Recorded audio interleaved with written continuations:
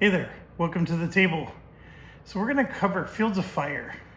I have the deluxe edition. This has been a game I have been avoiding. Not because I don't have interest, just because I think the rules have been so horribly written. And there's a couple of thoughts. And please forgive me because I'm not trying to offend people. But this game is sort of like, when you talk about it in the forums, it's morphed into, and I'm generalizing here, so forgive me because I know not everybody fits every label that you put out there. But it turns into one camp, which I admit that I've been in that camp. The rules are just too convoluted and they don't explain what's going on or how you do it. So you got that. And then you have the camp that actually took the time and they understand the rules. So it's like a red badge of courage. So then they use it as a platform to tell others how stupid they are. And when you're on the end receiving the comments about how stupid you are, it makes you resent the game. This designer, Ben Hall, probably designed a fantastic game. I mean, if you talk to the people who have figured it out, they tell you it's a fantastic game. But at the same token, they tell you how stupid you are because you can't figure it out. And I'm talking social media, folks. And a little bit of board game geek. Which is a very toxic place. And so I just don't even want to cover this game, because I begin to resent the game. And I'm resenting it because the people who are championing it are jerks. And so it is a hard game to learn. And I'm learning that as we go. So I'm doing so the rule book. They swear that this particular edition has finally cracked the code on teaching the game. And I can tell you that I'm extremely frustrated so far because while I agree that they are teaching the game, it's nowhere close to the way I would want to be taught. So from that perspective, I'm annoyed. But I'm going to try to help you with, and I'm learning as I go, with what I'm learning, and then I'm going to try to sort it in a way that to me makes most sense and really should have been said in the first place. And I can objectively tell you why I'm saying what I'm saying. So first of all, let's start with the rule book, which starts off with a stop. And I want to praise the rule book, first of all. This stop is so helpful because I was getting ready to read the rules and they look wonderfully organized. And GMT is very good about the 6.4.6.8.5.3. They're really good about that. And these rules look rock solid. They look like they cover every scenario and situation.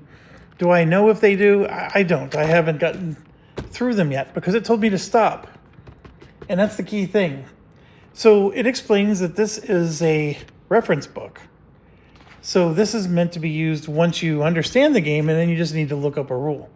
Fantastic. I'm all for that.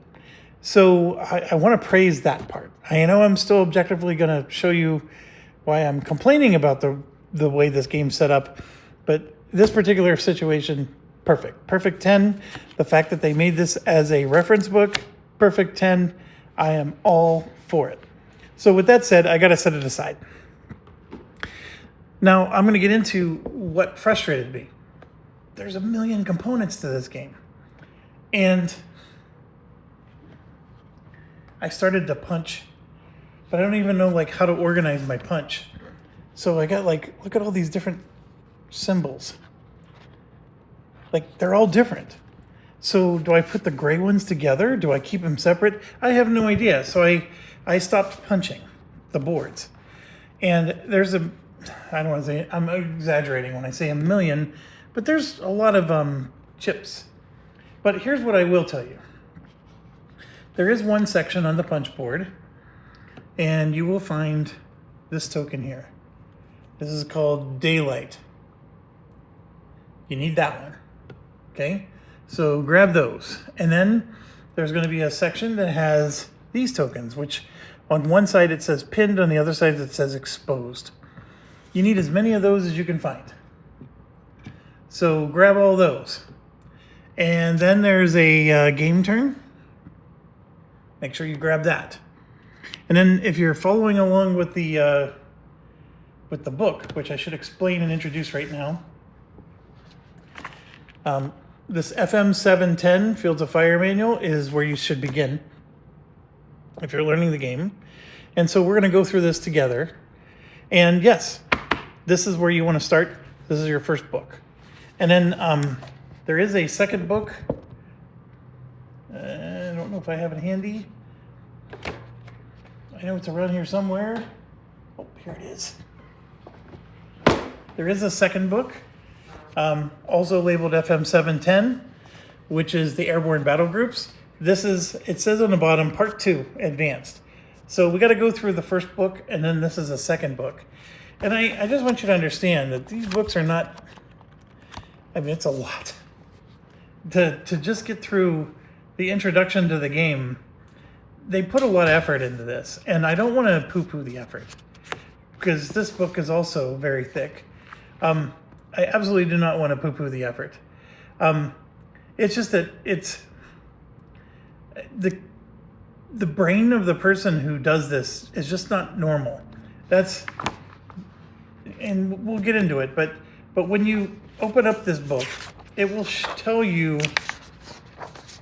see, look, I got to go through pages and pages of reading, and then finally on page 7, whoa, dropping my camera. Finally on page 7, I get to the section where we can start playing the game. And it's called Run 1, Activation and Movement, okay? So page 7 is where it finally starts. You have 6 pages of reading constant nonsense. It's actually, you would think that I made it because I ramble on and on before I get to the action in the video, right? It's that kind of thing. So basically, the reason I'm complaining is because they're a lot like me.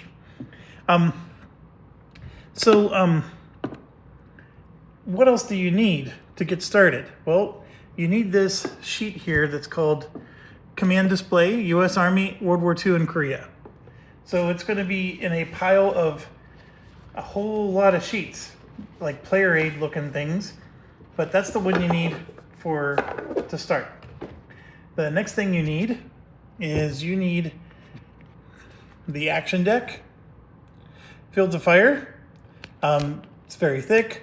They tell you to shuffle it, but then they tell you to draw specifically numbered cards, which is infuriating because then you have to go through the shuffled deck to find the cards. It'd be better off if you just kept them numbered 1 through whatever. So I highly recommend that when you're going through this, just number them 1 through whatever, because they tell you to draw specific cards. It's not like you're drawing random cards in this game. So, or at least, you will in the real game, but not in the scenarios. So ignore the instruction to shuffle the deck. That's number 1.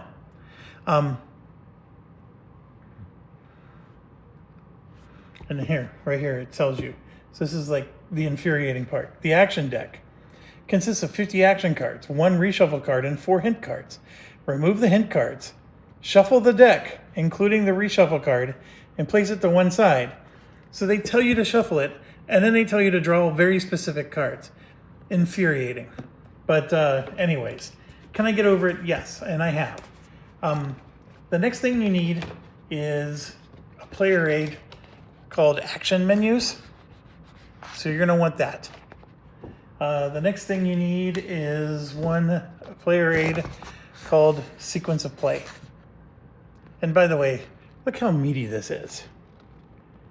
This is just one turn. Look at all the steps. No wonder people are frustrated with this game. And I get it. No wonder it's a red badge of courage as well. And then there's a bunch of stuff that you can ignore for now that are these. So they look like they're nice graphical booklets. This is a standalone mission and example of play. So this would be like probably what we do after we get through the tutorials. We would do this one. Then these are the actual campaigns and scenarios that the real game offers. Everything we're doing is just made up scenarios. These are the actual game. So there's a 9th Infantry, the Manchu Heartbreak Ridge mission book. There's the Naktong River. There's the Normandy mission book. And then there's the Vietnam campaign mission book. So those are, like I said, when you finally understand the game and want to play the full game, there's a lot to choose from. And I am not ever dismissing or diminishing the amount of heart and soul that must have gone into this game for there to be that many books. And there's I think there's another volume that they've released. I never bought it because this has been sitting on my shelf of shame for easily a year, maybe more. One of my viewers asked me to cover this game. I pre-pledged, or whatever they call it, the P500 thing. So I'm one of the first to get this, and then I never touched it. I actually think it's sat on my shelf for 2 years or more. So we're finally getting to it. I mean, do I hate it? No, not at all. Is it frustrating to learn? Yes. Have I fallen asleep 30 times reading the what I need to do next? Yes. Last thing is you do want to sort these cards, and the cards are basically by campaign. There's a Heartbreak Ridge campaign. There's a Naktong River, which I think is Korean War. There's the Vietnam War, which are these red cards, and then the World War II ones are the green, which with the Normandy on them. So what you need to do is you have to go through the Normandy deck, and they want you to set up this exact configuration for the first mission where you have 3 open fields in the front, an open field in the second row in the middle, and then 2 orchard groves here. Let me grab all these. And then on the back, you need 3 woods. And then this wood is on a hill. And so you represent that by putting the hill behind the woods like so. So all you have to do is go through the green deck and find those exact cards. And it doesn't matter which one. Like if there's 8 open fields cards, just grab 4 of them. They all say the same thing. And then what they want you to do is they want you to put 3 cards at the bottom. And these represent staging areas. And I guess there used to be staging area cards, but for whatever reason, after all this mass overproduction, this was the one area they needed to save money on. I tried watching somebody else's video. Oh, that's the other reason why I'm covering this game. I'm trying to watch other people's videos, and they stink, to be quite honest. Every one of them stinks. And they just jump in, and they start playing, and you're lucky if they maybe explain what they're doing or how they're doing it. There's the one where I learned that they got rid of the staging cards was because there was one they're on Vassal with a designer. The designer, I think, was being helpful. But again, they were just jumping in and going and talking about the game as if they've already played it 100 times. It's not helpful. There was nothing helpful. I do think that these people, they all have like this veil of confusion on what does it mean to actually be new to the game and how to explain it to somebody who's new. And I think that once people finally figure out how to play, they just stop, they cross into some new twilight zone where they no longer understand what it means to not know how to play. So this is truly something where I'm hoping that this series is going to help some of you. And again, the red badge of courage, the you're too stupid. I'm sure there's folks out there. I watched those other videos and I learned how to play. You know, I get it. I'm the kind of person that invites those people, and I just cannot tell you enough how much I am not trying to invite you people to say those comments. I'm trying to help the people who aren't you, because you're super badass superstar and you don't need anybody to help you because you're so smart. You're smarter than everybody else on the planet, and nobody else is as smart as you. We get it. I'm not trying to talk to you. I'm trying to talk to the dumb people, the people that you call dumb. That's what this video is for. Anyways, so how do you represent the staging area? Just take 3 cards that belong to another deck. Now, they tell you to take 3 cards from the fields from the Normandy deck. I didn't do that because the real rule book says to do from another deck. So even the training mission doesn't teach you the rules per the rule book. Doesn't matter. These staging areas are silly and dumb. You could use 3 index cards. You could just, pretend that that's blank. I could just use 3 index cards, and that could be my staging area. It's silly. But anyways, I'm just laying it out for you. So then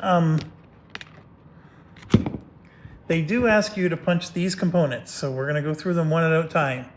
You need the first platoon HQ. Okay? And that goes here. And then you also need the, I think I said this before, but the first platoon activated completed, or on the other side it says commands available. Okay, so you need that. And by the way, the game turn is going to go into turn 1, and the first platoon thing goes where it says first platoon on this sheet.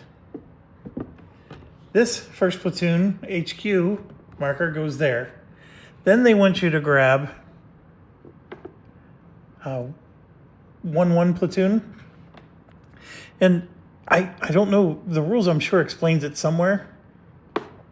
I'm sure it's in the real rule book, and I didn't bother to read it. But that 1-1, what does it mean? Like first platoon, first division, first company. Like, I don't know what the 1-1 means.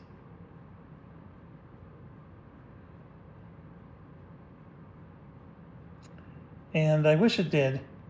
So this is part of the military history I don't know very well, or the military lore. But anyways, I'm going to just call it the 1-1 platoon.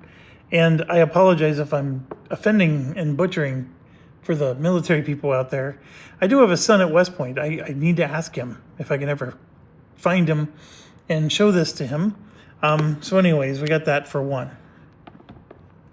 Then we have a 2-1 platoon, and then they want you to get that one out. And then there's a 3-1 platoon, right? And then put that there, like so. Then they want you to grab a 1 anti-tank. And I'm pretty certain that the 1 for first platoon, that these are first platoon squads. I mean, I know for a fact they're squads. And this, I'm guessing, is the first platoon anti-tank. But I don't know. I'm not going to say that with confidence. I'm assuming all the 1s are connected. And then you need a, I'm assuming that this is a mortar forward observe. I don't know, what is that, a squad, a unit? Doesn't matter, but that's what you need.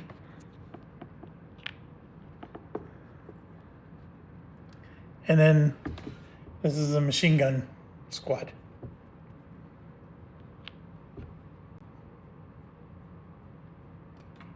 Okay, I called my son, I phoned a friend.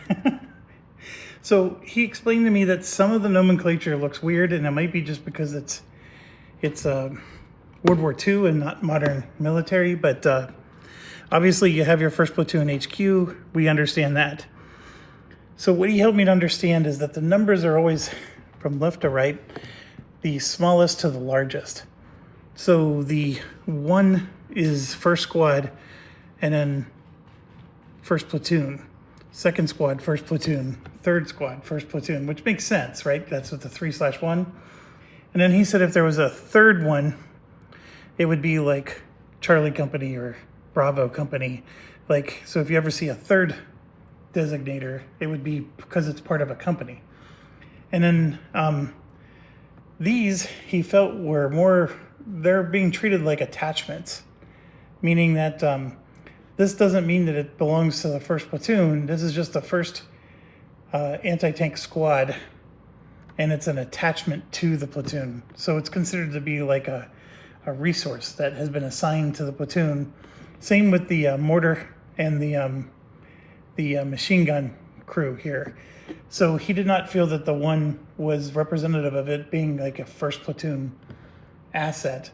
Like it is an asset, but it's a this one designator doesn't mean that it can't be. There could be a second platoon that has this first anti-tank squad as an attachment to the platoon. And I know that for me and for a lot of people, it doesn't mean much, but I think part of the immersion of the game is to understand this, and I don't understand it, and that's why sometimes they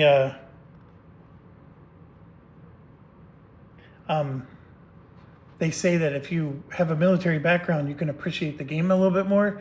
And I mean, he immediately, when he read these, was like, oh yeah.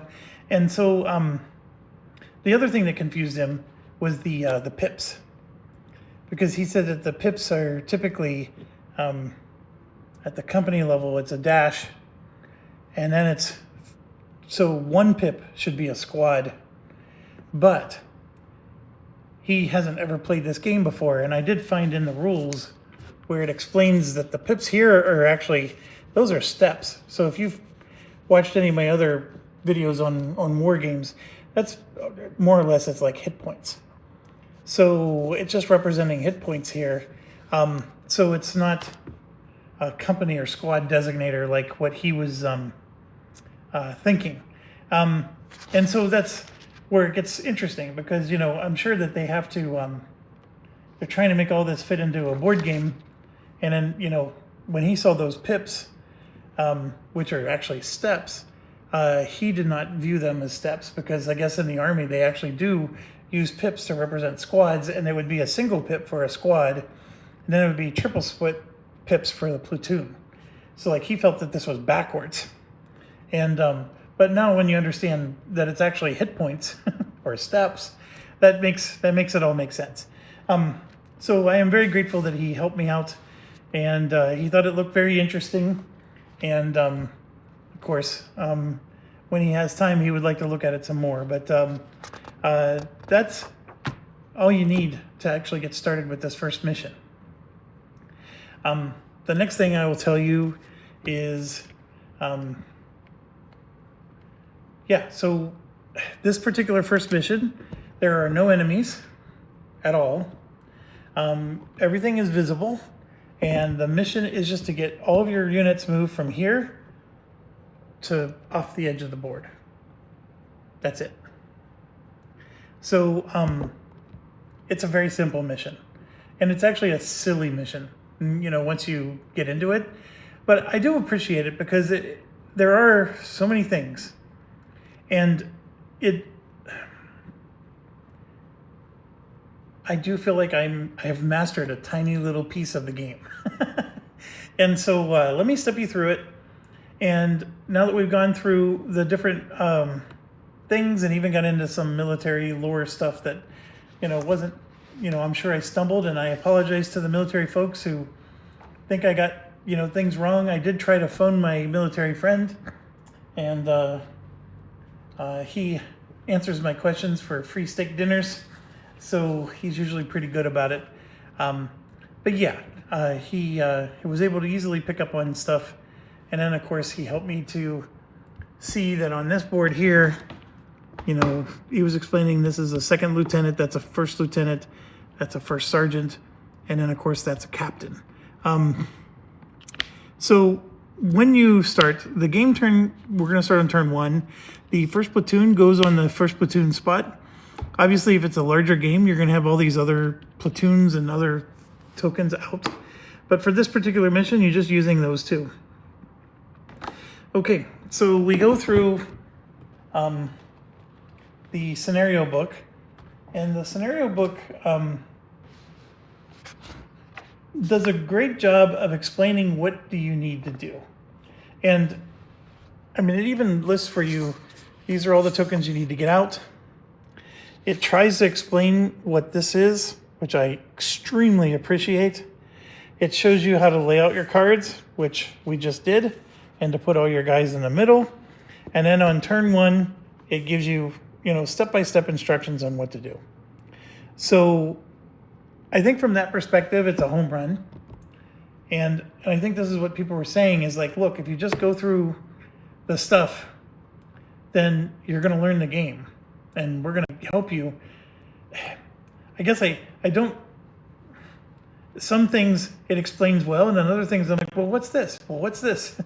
I'm too curious to just follow instructions, I think, is what my problem is. So I'm going to try to help you to get through this real quick, and then we can talk about like what I still don't know and what's going to come next, right? So first things first, the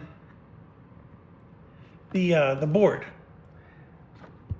So this here is your company structure, and I think it's more meant for when you're playing the campaign. They gain experience points, which I love. They gain skills, which I love. None of that is used for this scenario. We're just using the game turn and this thing.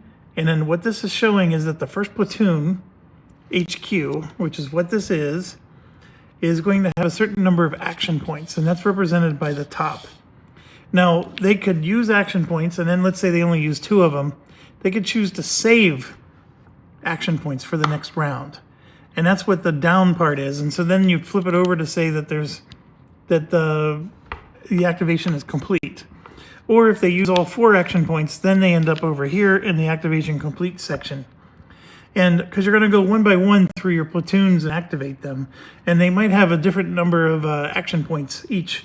And this is just a tracker to track all that. So that's first thing to understand about the game. The second thing is each of these, of course, represent areas, and not all the areas are going to be visible. Like there's going to be things, and there might be, of course, there's going to be enemies that are fighting back. None of that's going to happen here. And then the last thing to talk about before we get started is we have the sequence of play, which you can see goes on and on and on and on and on, and then it goes back to the top, and then it keeps going on and on and on and on until there's a cleanup phase. So we are going to exercise the cleanup phase. There's going to be no mutual combat, so we're skipping this whole section. There's no anti-tank or vehicle movement, so we're going to skip that. There's no mutual capture and retreat, so we're skipping all of that. And then we're doing no offensive mission, combat patrols, or enemy activity. So this whole right side is out, except for cleanup. On the left side, we are going to use General Initiative, Impulse, CO Staff. No, we're not going to do CO Staff Initiative Impulse. We're going to do Platoon HQ. Nope, we're not doing that. The only impulse we're going to do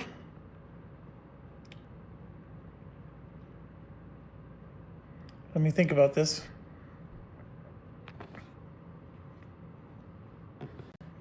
Yeah. So this is the thing that was the most confusing. I even had to think it through. We have a first platoon, right? And we have a first platoon HQ. So you might be wondering, well, how come I said we're not doing the HQ initiative impulse? So one of the things that, maybe I'm just slow and stupid like everybody says, but the impulse, the initiative impulse, only happens if you're out of communication with your next higher level up.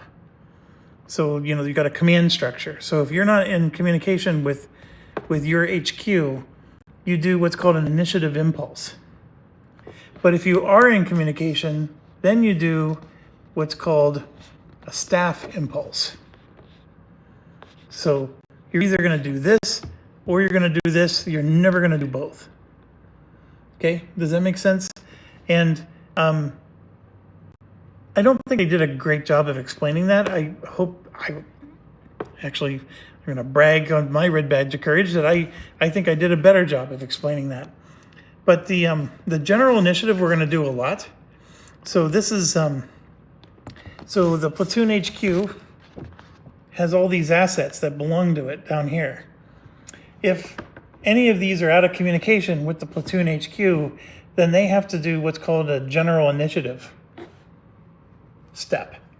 So the platoon HQ can activate any of them if they're within communication range. So we're going to talk about communication range and what does that mean? So what is communication range for a platoon HQ? It's literally the card it's on. So if this was over here, it's out of communication range of that. It only has the ability to communicate what's on its card. Now, there might be radios and stuff that change that. For this scenario, that's how it works. And I know some of you who might be seasoned veterans at this game, feel free to put in the comments, does this change? Does that first platoon ever have the ability to communicate outside of, right now, for this scenario, that's not true. But I am curious, is that true later when they get the right equipment? So what they're going to do is we have to move everything to the end and get off the other end. It's purely just a move and activate exercise. There's no combat, there's nothing else. We're just going to be doing impulses and staff impulses and general initiative impulse. That's it. There is no company commander, there's no XO, there's no first sergeant.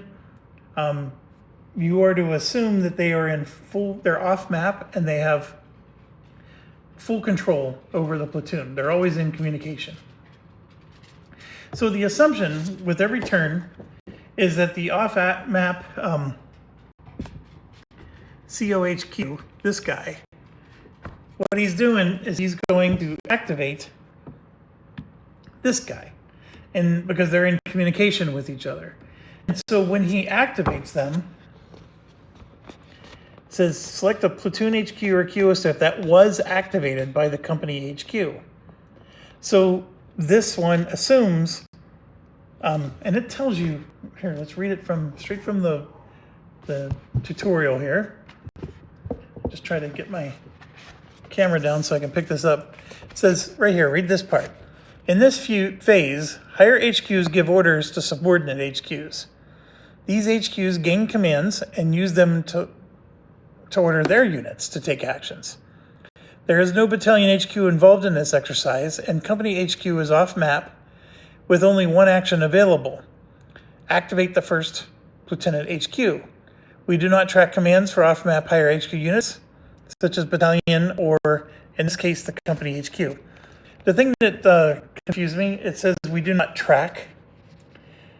Is that in the real game, or is that just this scenario? This is the part where the tutorial confuses me sometimes, and I actually would just prefer to play the real game. Because when I read something like that, we do not track, I think that that's permanent. And I'm not under the impression that's just for this scenario. So that's the stuff where these little play guides, they confuse me more than they help me. I'm just one of those people. I just want to be told the rules.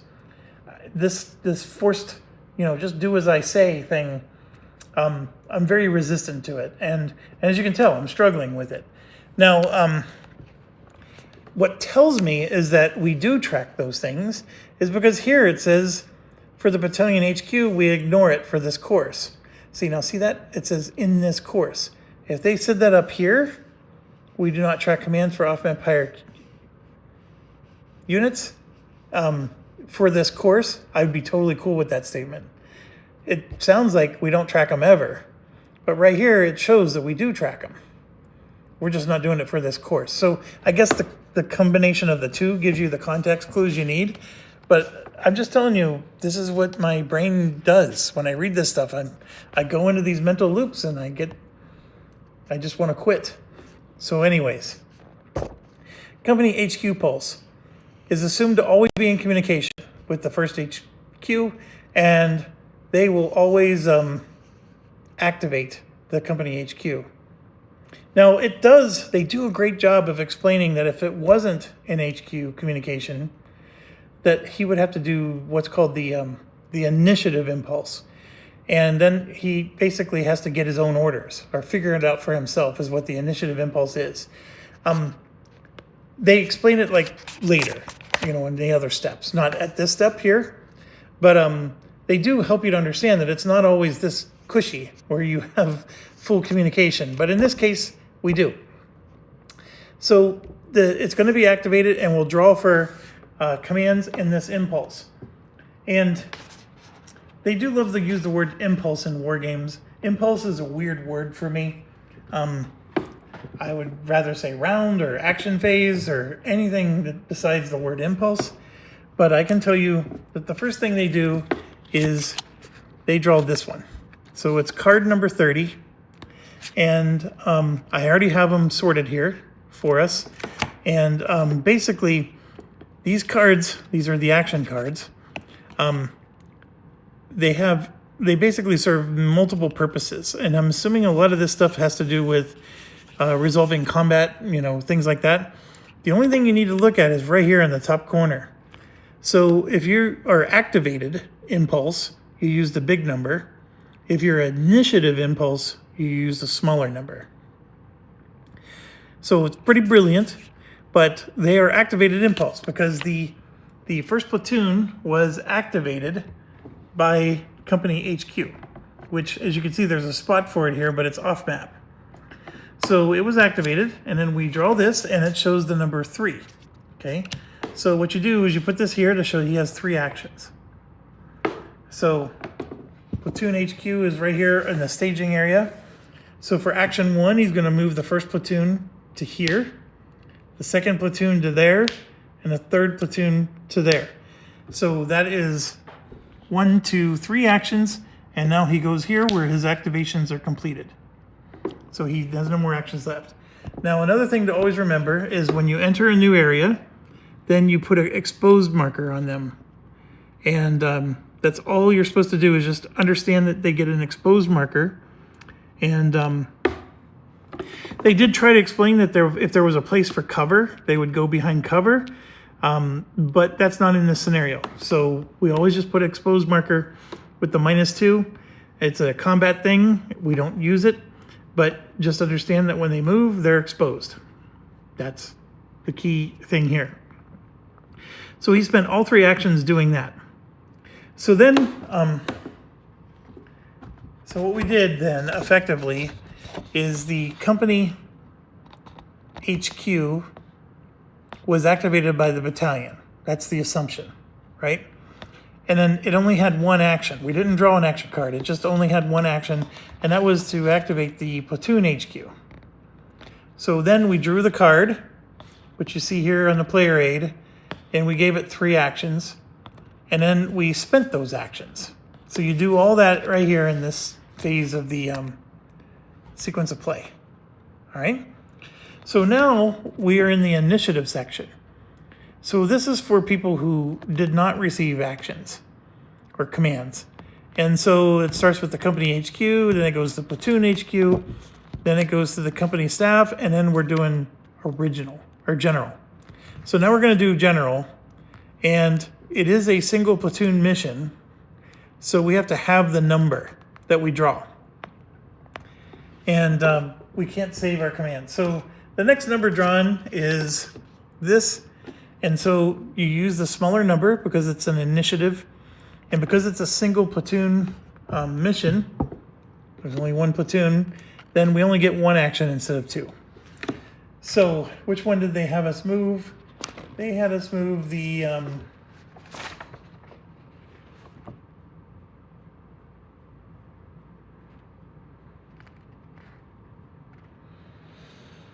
bear with me. The first bazooka AT to the front left. So this anti-tank, the bazooka squad, they had it move here. And then one thing they wanted to explain is that you do have a limited number of exposed tokens and that there's no harm and just putting them together and just having one token over both to show that they're both exposed. So that's another aspect of the lesson. Okay, that's the whole first turn. So now we go to turn 2. And then this resets. That's the cleanup phase. And then also part of the cleanup phase, these exposed tokens go away. So we're starting turn 2. This is the company HQ, or Platoon HQ, I apologize. These two are still in communication. These 2, 3, 4 are out of communication with the Platoon HQ. Okay, so next up, they have us draw a card, and it's the 24. Oh, by the way, it was the 25 that was drawn, and now this time it's the 24, and so we're gonna get 4 actions. So we take our first platoon, we put it on 4 actions, and then off we go. So I think the next action, one action, was to move this, and then it's exposed. So that's one action. Next action, move this here, and it's exposed. And then for our last action, move himself up to there, and then he's exposed. And I see one more action. I'm pretty sure we moved the squad.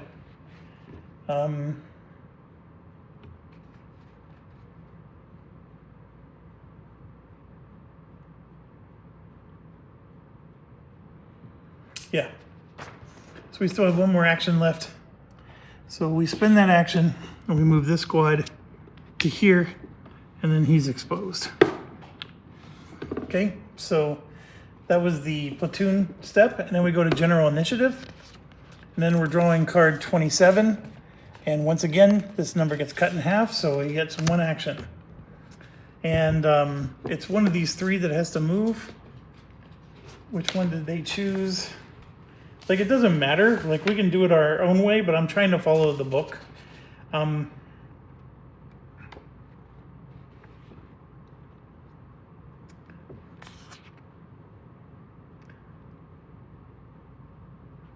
So they moved the squad. So this squad moves up into the orchard, and it would get exposed. There you go.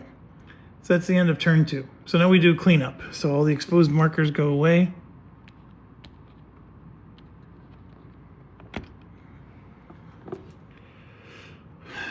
This goes back to there, and then we go to turn 3. So for turn 3, we draw, and we get 4 more actions again. And this was card number 11, if you're following along. So we go here for 4 actions. And we are the first platoon here. So for action 1, we're going to move the mortar forward observe. Action 2 is to move over to here. Then action 3 and action 4 are to move these up like so. And then he's done. Then we draw for our initiative. And it's a 3. So you cut it in half, which is 1.5. But you always round down, so it becomes a 1. So only 1 is activated, and that's this guy's moving to here. And then they're exposed. So no combat or anything. So now we go to cleanup. 1, 2, 3, 4. And this resets. And now we're on turn 4. So, oh, by the way, the last card was 16. Sorry, I keep forgetting to give you the number. And then this one is card 25, or is it a 23? It's a 23 with 4 actions. So we're going to get 4 actions, and now they're going to put a twist on us. So we're going to move up for 1. We're going to move both of these up for 2 and 3.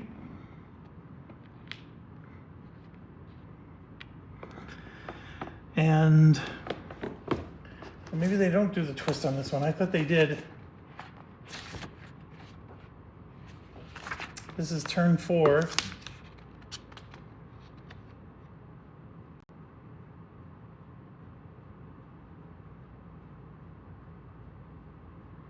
Okay, I did something a little out of order here. And, oh, that's right. He moved himself. He can't move again. So, yes. So now he's going to save an action. So he spent 3 actions. He moved himself. He moved the 2 in front. And then this is going to now be saved. And then you just flip it over to say that his turn is done. And so that's a saved action point. So then we draw for the, whatchamacallit. And we're at a 3. So again, you can only activate 1 person. And so he's going to go ahead and move up the squad and do this. So at this point, I just read the book. I stopped doing the actions. So I do have a shuffled deck. And I don't know what the card is next. So I'm just going to draw. And here you can see I get 2 actions. So let's just do this freeform. We don't need to... We understand the rules now, right? We don't need the book to tell us what to do. So, well, first of all, we're going to do our cleanup. We have 1 action saved. We're going to flip this over, and then we get 2 more from our card. So I actually have 3 actions. So I'm going to move over for 1. And then I'm going to do 2, 3, like so. So I used up all my actions. And then I go to the activation complete. So then we're going to draw for general. And here we drew a 4, which gives us 2 actions. So we're going to move this one up for 1. And then this one off the board for 2. They completed their exercise. Okay, so now we're going to go to turn 5. And I'm just drawing random cards now, folks. 4 actions. So I'm going to get 4 actions. Oh, I forgot to do cleanup. So the first action is to move himself to here for 1. And then these 2 off the board for 2 and 3. Right? 1, 2, 3. Then we have to save our 4th action because he can't move again. That's another key thing. You can't move if you're already moved once. If you're exposed, you can't keep moving. I think it did say that if you're not exposed, you can. And then we're going to draw for general initiative. I drew a 2. So that means this one goes off the board. So we're almost done.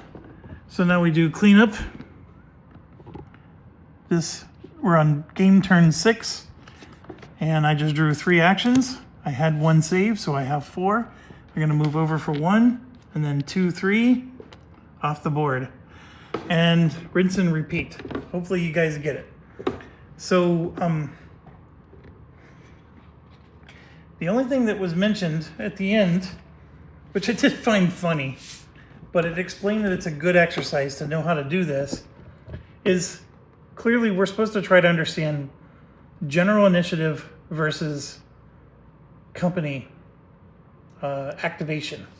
And so when you're in communication versus when you're not in communication, I mean, as far as the exercise is concerned, it's a silly exercise, but it was effective.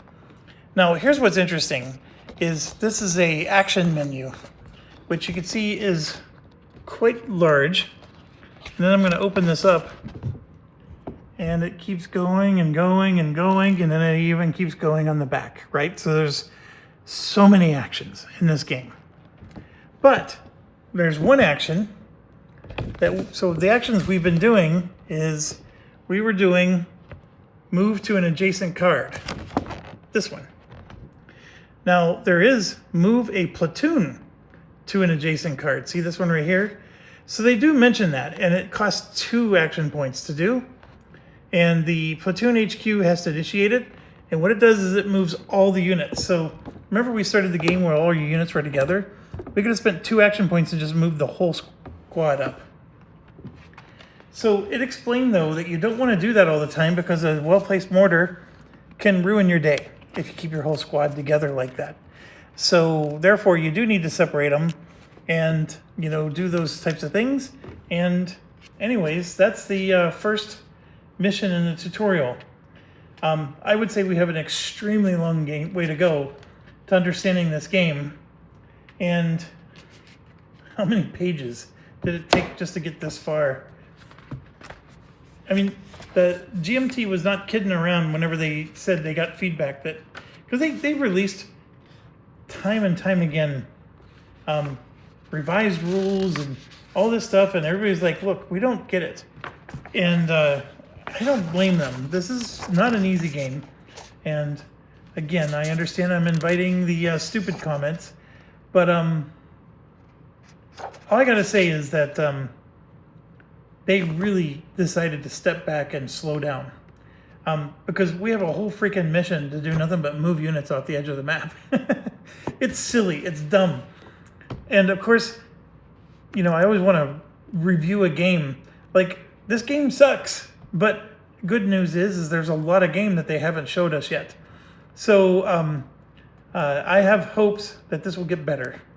And obviously, you should not judge it off of this, but this is the step one. This is the baby steps of learning the game.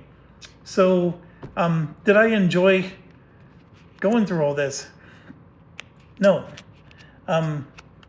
Would I have figured this out quicker if I would have did it some other way? I think the only way I would have figured it out quicker is if the designer himself was here to slow down and for me to tell him to slow down so he could explain to me what's happening. Then I think I would have enjoyed actually doing combat and other stuff and learning about this stuff as I go, because I don't think these movement rules were that hard. And by the time we got to maybe here, I think everybody should already had an idea of how this works. And the rest of it was just, you know. But anyways, I'm rambling too much. Let's get on to the next scenario. All right, for this next scenario, they're introducing some more components.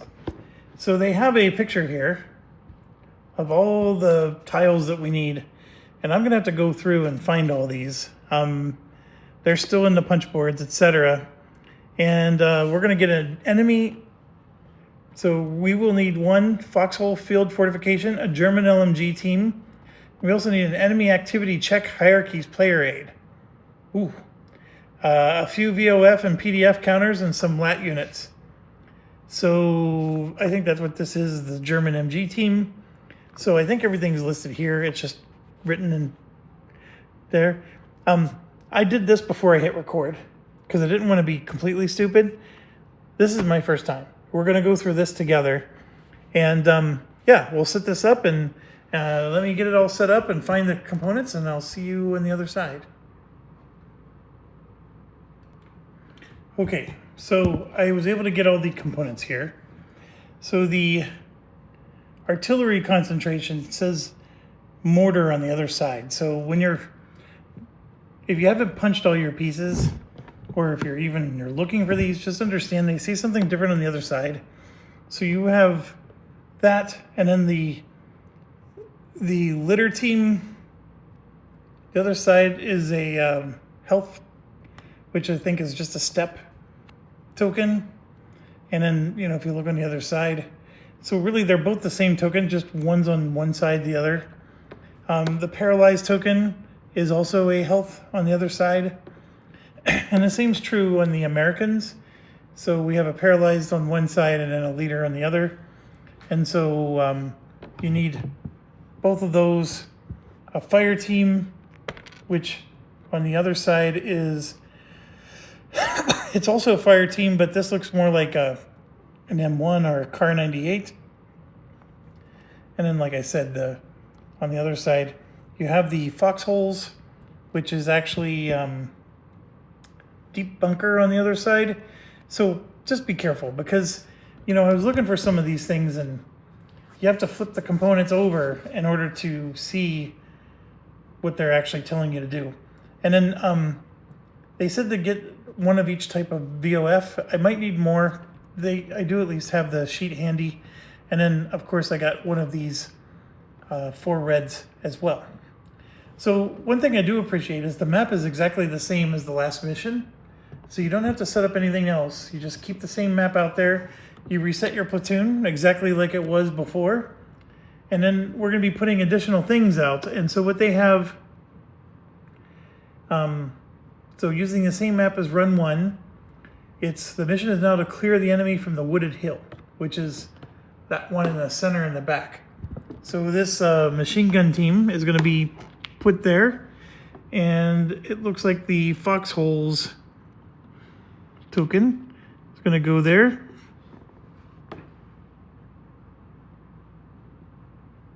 So the LMG begins the course already spotted.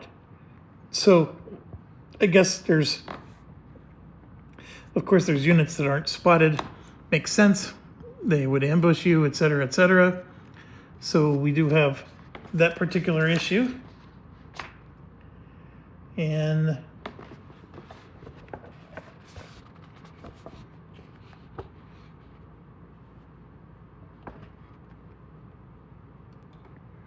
okay, so there's a weapons explanation here, a line of sight explanation here, and then some special rules.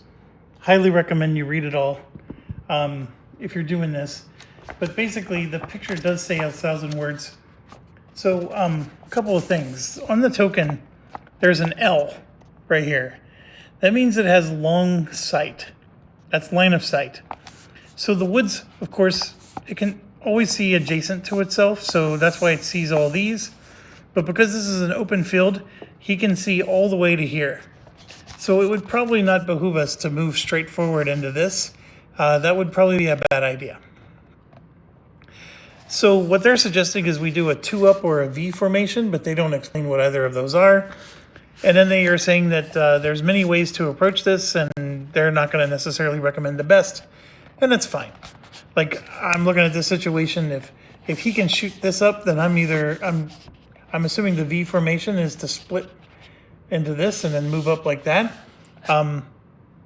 which I think would have some communication issues, but or we move all together, but then that could be a problem as well, because if the LMG or the machine gun is attacking all of us together, there's nobody who can flank it, because I'm assuming flank means something. I could be wrong, but if this game's really worth its salt, there should be flanking. Now, it is saying that for this mission, this guy can never run out of ammo, but I guess in the real game, he could. And then also, he's using deliberate defense tactics. Again, I don't know if that's a thing or it's just a scenario thing, but when it draws in the enemy activity check, it's going to ignore certain things and remove unit, replace with PC marker, and do no action instead. So that means nothing to me, but I'm sure it's important.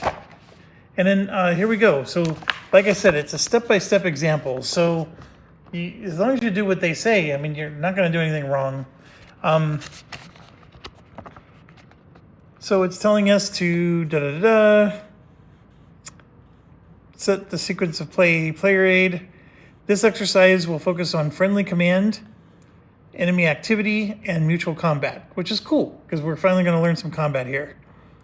We're not going to be looking at the potential contact system at this time because we know where the only enemy unit is. Although some of the other phases will not be used, we'll step through the complete sequence of play, which I do appreciate, by the way, because like it says, hey, like last time, do nothing. But I still appreciate it that they're not just skipping stuff. For turn 1, we skip friendly higher HQ event phase. And then for a friendly command, the battalion HQ is not present. The company HQ is always in communication with the platoon. And besides activate, they cannot give any other orders. As before, we don't have to track his commands. So then we get to the activation segment. Battalion HQ, we ignore. Company HQ activates the first because that's the only action he's allowed to do. And then platoon HQ, we're going to draw a card. And so they're telling us to draw card 35. So I don't know how much it really matters for this step, because really the only thing you're looking for is that number on the top left. But when you start doing combat, we're going to want to look at the exact card, because these numbers that are all up and down the card are really going to matter. So this is the card they're telling us to draw. So that means that the company HQ gets 3 actions. So we put that there. All right, we're ready to rock and roll here. So next thing it says, we move the first platoon command marker to the 3 box. Rather than running headlong into a hell of machine gun fire, our basic plan is to send a unit to approach via one of the orchards, which offer more cover. Pin the MG down with crossfire from a unit on the opposite side before finishing off the MG team with a mortar strike. Well, that's the idea. Let's see how well it works. So first platoon is going to spend all 3 commands, and it's saying order the 1 squad to move to the front right field. So it's saying move this squad to here, and then we put an exposed marker on. Then we order the first anti-tank team to move to the right front field. So we just put the marker on both. And then order the LMG to the front left field. And again, expose it. We got this part down, right? So the key thing here, of course, is there's now an enemy out there. So we're moving like we always did before, but we definitely want to avoid this. I totally understand the reasoning behind that. So now we used all 3 of our commands, so then this gets completed. And then we're in the initiative segment. So the company HQ is off map. There's nothing to do with them. First platoon was activated already, so it doesn't do initiative. And so we don't have any company staff. So now we're into the initiative impulse, and we do a general impulse. So they're telling us to draw card 18. So again, I think it's important to use the cards. So here's card 18, and we're a single platoon in this scenario, so we're going to get a 1. So let's read and see if they agree with me. It's halved and rounded down, which gives us 1 command. And we're going to use it to move the 3rd squad to the front left. So we're going to take this 3rd squad here and move it here, and it's exposed just like the other one. Right, so now they got some commentary here. The terrain we have moved our units into are both out of line of sight of the LMG, so we're safe for now. However, we inflict a -2 penalty when calculating combat effects, which can make a big difference. By splitting our forces and approaching from 2 directions, we can minimize the number of our units who will get hit while exposed when the LMG opens fire. Of course, we can only do this because we know the LMG is there. Enemy units will not always be so easy to locate. Okay, that's fair. I think I do appreciate that as part of the tutorial. So in this phase, random events, so now we're on the enemy activity phase. Random events pertaining to enemy forces may occur, and we check all enemy units on the map for this turn's activity. So if you are following along at home, we just finished the general impulse. So now we're moving to enemy activity phase. So we're at this step here, and there says there's no random events on this assault course, so nothing happens. Okay, so we're going to skip that. And then this enemy activity check segment, it's saying in this assault course, the German LV is using deliberate defense tactics.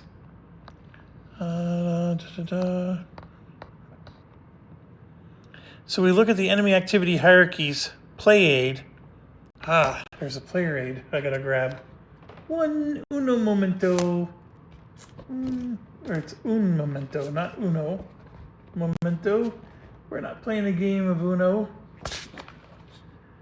Where is the enemy? Here we go.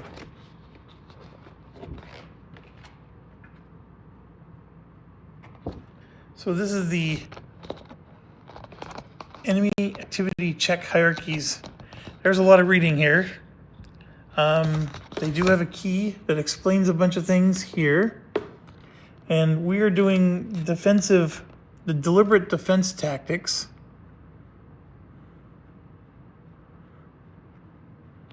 I don't know if that's one of the listings here, but let me read what it says. So we look at the enemy activity hierarchies player aid, locate the defensive activity hierarchy. That's this. And then note that we'll be drawing for an activity on the 3rd column of numbers labeled deliberate. Oh, right here. So delay, hasty, or deliberate. So we're going to be using these numbers right here. Makes sense.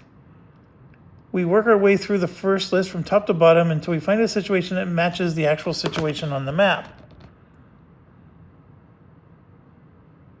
So the situation is not under fire and no line of sight to opposing unit. That's the situation for this unit that's in deliberate defense.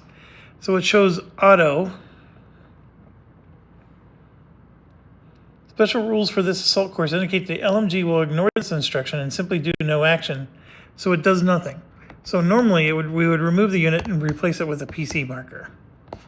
But that's the special rule for the scenario, is we're not going to do that. Okay, fair enough. So nothing happens. That chart was relatively easy to use. And then we move on to sequence of play. Now we can ignore the mutual capture and retreat because no one's going to run away yet. There's no combat in vehicles. There's no mutual combat. So then we do cleanup. So these two go away.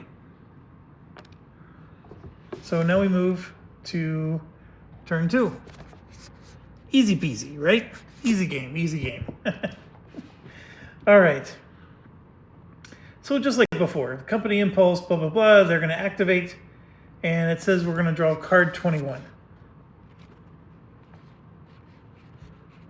So hopefully I can find this quick enough. I got to go, through 50 cards.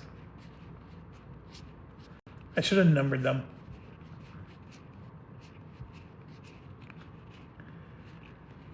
It's always the last place you look. Here we go, card 21. So we're going to get 4 actions, or I'm reading the card to see we're going to get 4 actions. So let's make sure the game agrees with me. And I'm going to go ahead and put this on the 4 because I'm anticipating accuracy. So here we go. Which gives us 4 commands. Haha. We move the first Lieutenant HQ command marker to the 4 box. So he's going to spend 2 commands. He's going to move himself to the open right.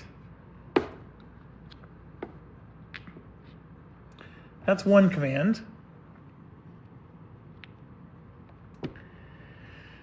Then he's going to order 1 WUD squad to move straight forward into the orchard.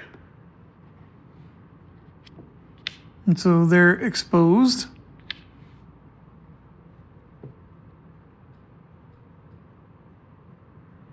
So it says immediately and before first platoon can spend any more actions, the German LMG team and 1-1 squad open fire on each other. Units do not need to wait for orders from their commander to engage enemy units in their line of sight, and the enemy is certainly not going to wait around for you. So they want us to grab this PDF marker. We put it on its 2-way side in between the woods and the orchard to indicate the fire is taking place between those 2 cards. So we go up here, and basically they're saying to just do this to show that there's fire going on between those 2.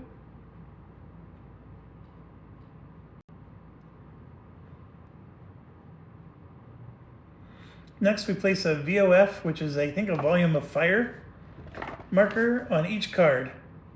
1-1 squad is an S-rated unit, and you know that by looking here. See that little, I don't know if I'm zoomed in enough for you, but there's a little S on the left side. So that L means he has long line of sight. The S there is he's a small arms VOF. So you take small arms VOF token and you put that on his card.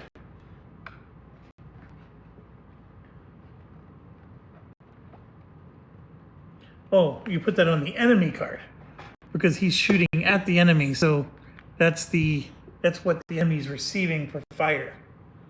And then he's A-rated, the enemy is, so he's got an automatic weapons. So the automatic weapons goes here on his.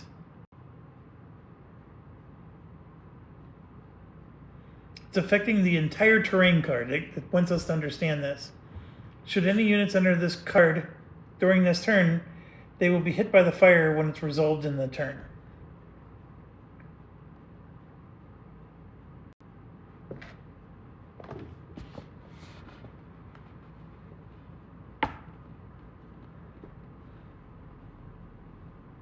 So it's saying that any unit that moves in, they automatically start shooting at each other, but there is a friendly fire exception that we're not getting into at this moment. And it says, as it stands, our rifle squad 1-1 is at quite a disadvantage in this fight. The German LMG has more firepower and better cover, and 1-1 is exposed. And we also have an advantage, more units. Hopefully 1-1 will distract the LMG for long enough that we can bring in some heavier firepower. So the first platoon opts to save its remaining 2 commands until the next turn. So what it's saying is we activated, we moved in. Let me zoom out. We moved into here, right? So he got exposed. Then he activated and moved him up to there, so he's exposed. That was 2 actions. But then he's going to choose to save his final 2 actions. So he did not move the anti-tank group up to join in, which I don't know if it's joining in or they're just going to receive the fire. Probably, I hope a little bit of both is how that would work. My mind is swimming with how does that work and what is the right strategy there. But anyways, his turn's over. So now we got to do the initiative segment. And so we do a general initiative and we draw a card, and they said that we draw a card 29. So if you're playing at home, grab card 29, which I have right here. And so that shows that we're going to get 1 action because it's 2 divided by 1. So yes, so we get 1 action. So we use that command to move the first LMG straight forward into the orchard. So this LMG group moves into the orchard. Remember, they're doing this on their own initiative. They get an exposed token. Just as before, the German LMG is now in his line of sight, so they immediately open fire. The German LMG is currently engaged with the 1-1 squad, so they can't open fire on our LMG. All units on the card will continue to fire along the same PDF until ordered to shift fire. A one-way PDF is placed between LMG's orchard and the woods. And I don't think I grabbed another PDF, so bear with me while I try to figure out where the heck I got that from. I have them all punched. So there are 2-way PDFs, and this is a 1-way PDF. So we put a 1-way PDF up here to show that we're the only one fighting. I mean, so far, like when you look at all these components, they're overwhelming. I've already figured out that some of them are Vietnam only, Korea only, so you can start to sort the components by that. And if you're playing a World War II mission like this one, you take all the Vietnam components and Korea components, and you set those aside in their own separate baggies or whatever. So you're not overwhelmed with all these components like I currently am. And then some of these are just, I mean, you have a component to show that's 2-way and that's 1-way. I'm sure if you play this game enough, you don't even need to lay some of this stuff down. You just know that that's how it works. But I mean, the components are helpful, especially when you're trying to learn and you're trying to visualize what's happening here. Okay, so the VOF marker in the woods is upgraded to an automatic weapons VOF, is indicated by the A rating of the... So I needed to punch a lot more VOF tokens. Okay, so here's a VOF automatic weapons. That goes on him. I'm going to try to keep them on each corner to show who's causing what. Oh, it says that the token is upgraded. So you don't keep 2 of them out there. You just upgrade it. So now there's just this. And it's putting a note that says it doesn't mean that the first squad stopped firing. They put wood VOF on a card that represents the most powerful volume of fire affecting the card. This does not mean the 1-1 squad stopped firing. It's just an indication of which volume of fire we're going to use in the combat results later. In addition, we put a crossfire modifier in the woods. When a card is being fired at alone 2 different PDFs, we gain a -1 bonus as indicated on the marker.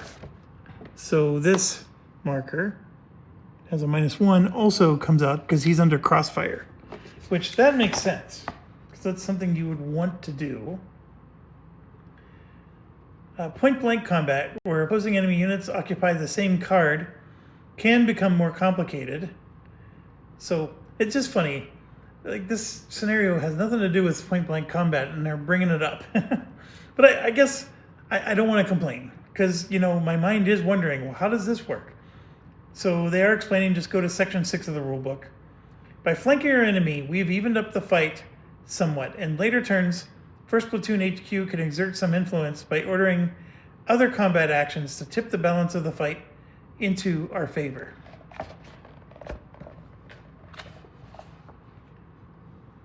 Okay, so that's it for our actions. Okay, so we're now in the enemy activity hierarchy. So we would still be doing this because he's always deliberate defensive. And then let's see if we can figure this out on our own. I haven't looked at what they're telling us to do. So this is a no. No. No. Nope, nope. I mean, this is true.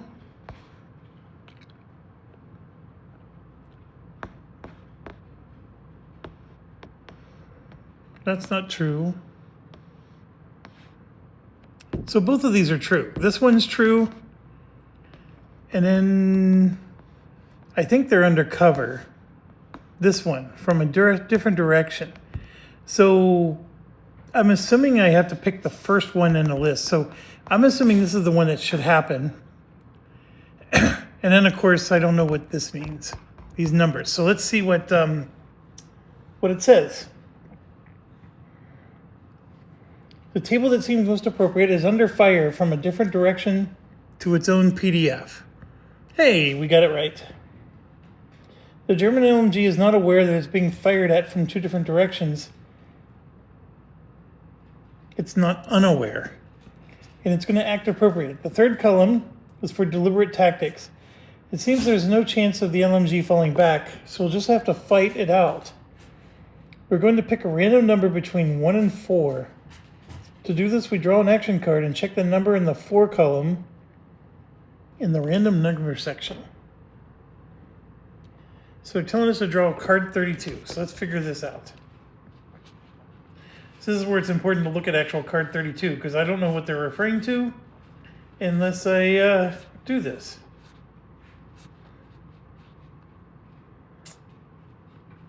Where are you at? Paging card 32. Here we go.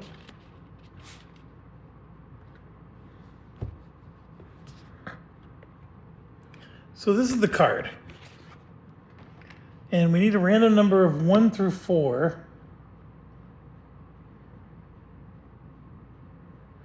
How did I know I needed a random number from 1 to 4? That part I don't understand. But is it just simply because there's 4 possible actions? I guess it is. There's 4 possible actions. We're doing a 1 to 4 random number. So it says locate the 4 column, the top row of numbers. You tell me, where's the top row of numbers? I guess they're referring to this, which is on the bottom, but it's the top of the rows of numbers at the bottom. I don't like English. So I'm assuming that I look at the 4 here, and then that's the random number, 3. That's really silly, but that's what it's doing. So let me verify. Yep, it's a 3. So then we go back to this. So now what they're saying is we do 1, 2, 3, and it's going to shift the PDF to the direction of incoming fire. So let's verify. Yes. The German LMG has decided that our LMG team is more of a threat and has shifted its primary direction of fire to focus on it. The automatic weapons VOF marker on the right orchard is moved to the left, and the PDF markers altered. Things are not quite going according to plan, but that's okay, at least for now. So it's telling us that, so basically, they got mutual over here. This is now one way, and then the VOF is moving over to there.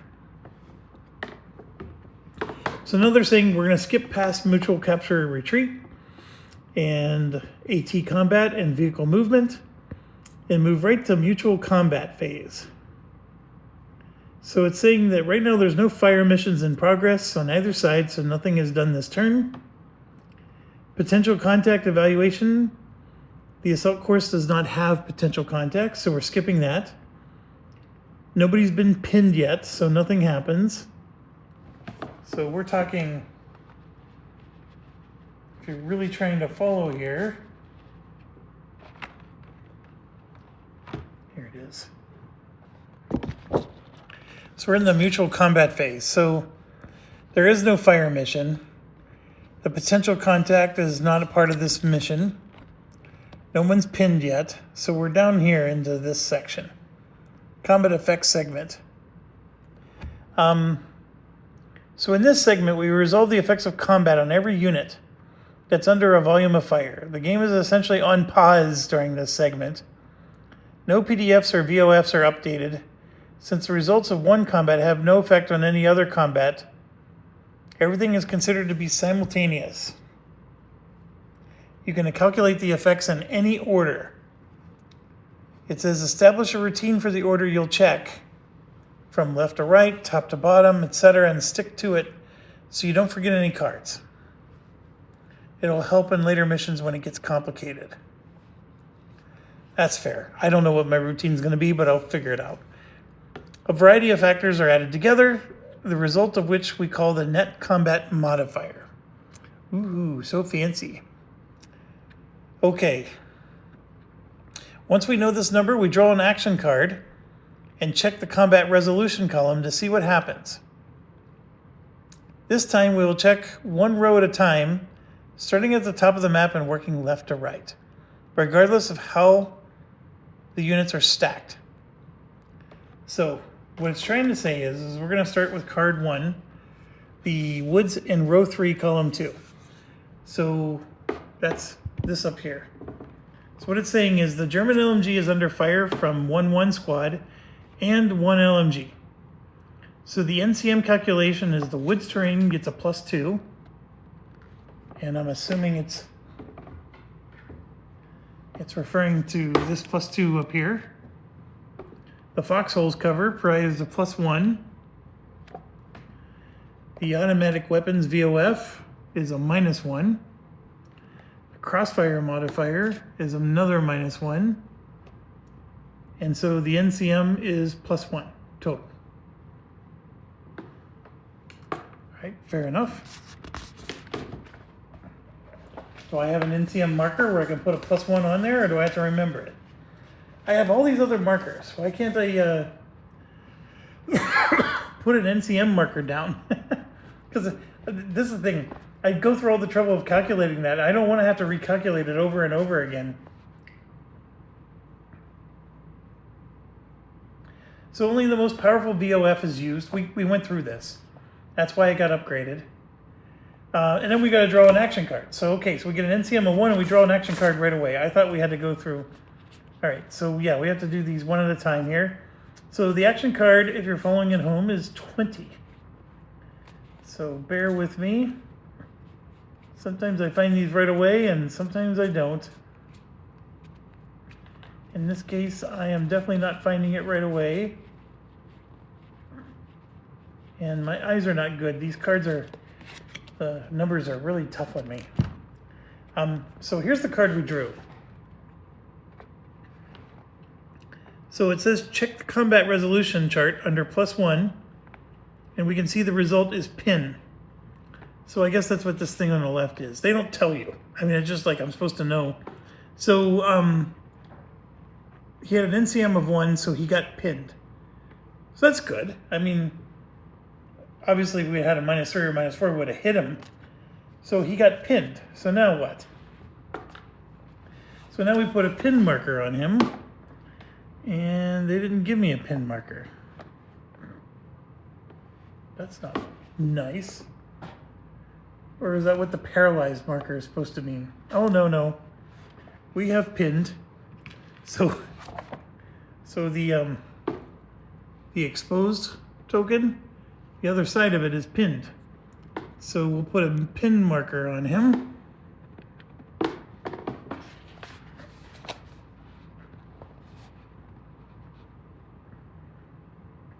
So they suffer from reduced combat ability and various limitations of the actions they can do. And then, of course, they reference the rule book if you want to learn more. So it'll become apparent when we update the PDFs and VOFs later. For now, though, nothing changes. We must resolve the other combat effects. So now we go to card 2, which is the orchard in row 2, column 1. So that's this guy. So we're going to resolve that one next. So the NCM calculation is the orchard gives us a +1. And by the way, the higher the number, the better for the defender. The automatic weapon is a -1. That's this guy. And then the exposed marker is a -2. So we get an NCM of -2. And now we're going to draw another card. And the card they drew was number 49.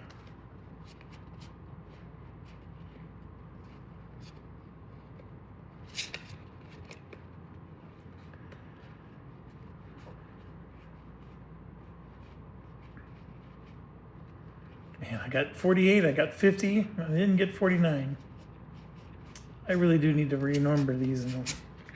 Okay, so if we're at a plus, we're an NCM of -2.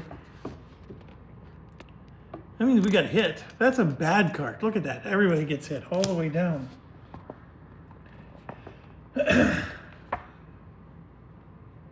So they're in for a bad day. Any unit that is hit is automatically pinned. So we just take this exposed and flip it over to pinned.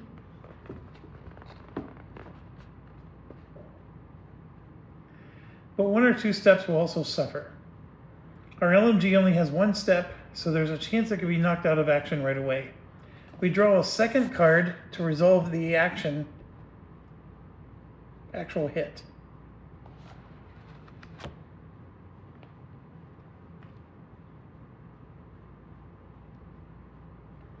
So we draw card 14, which is right here.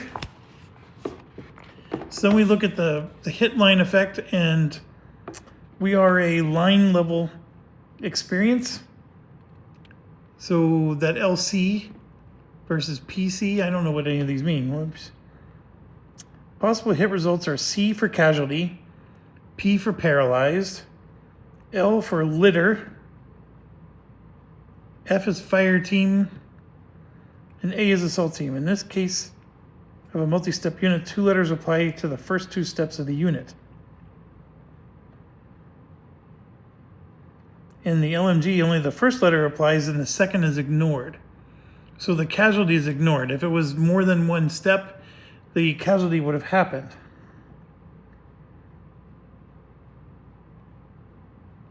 So the LMG converts to a litter team. A litter team is a generic limited action team. We replace the LMG counter with a litter team counter, marking it with a pinned marker. Okay, that's not good. So that's why we needed this litter team thing. So, and then it gets pinned, and then the LMG is out. All right, so that's what they're telling us happens. So it's not a litter box, but it's just as crappy. The LMG team is no longer recoverable. The main weapon has been damaged or lost, and the surviving crew are in no mood to continue fighting. The crew can be rallied later into a more useful combat unit, but the machine gun itself is gone. A result of an F or an A would have flipped the LMG team to their fire team side, a state which allows them to continue fighting, albeit with reduced effectiveness. And they could fully recover with rally orders from the HQ. So now we do the cleanup phase. Exposed markers are removed. And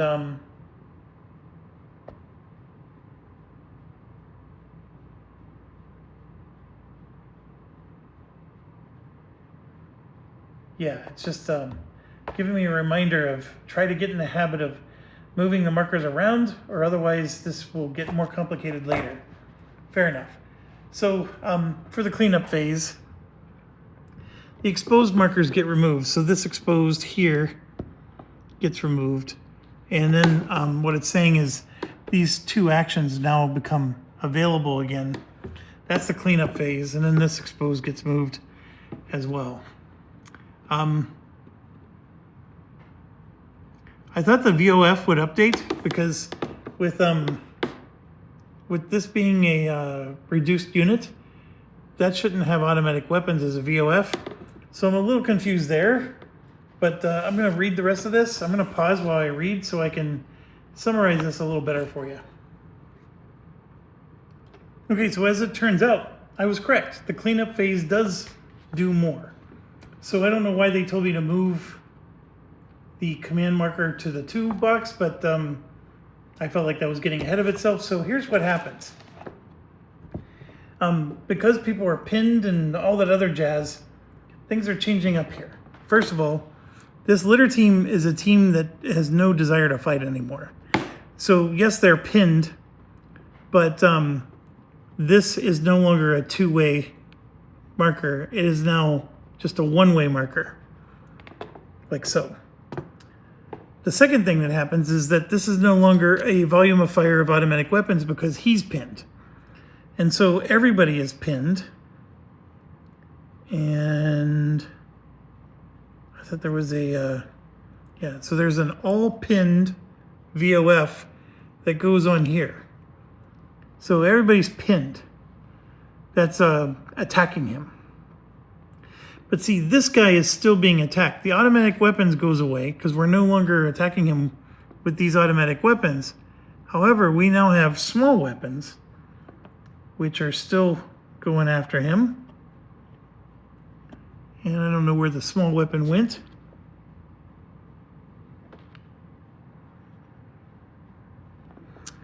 We had one.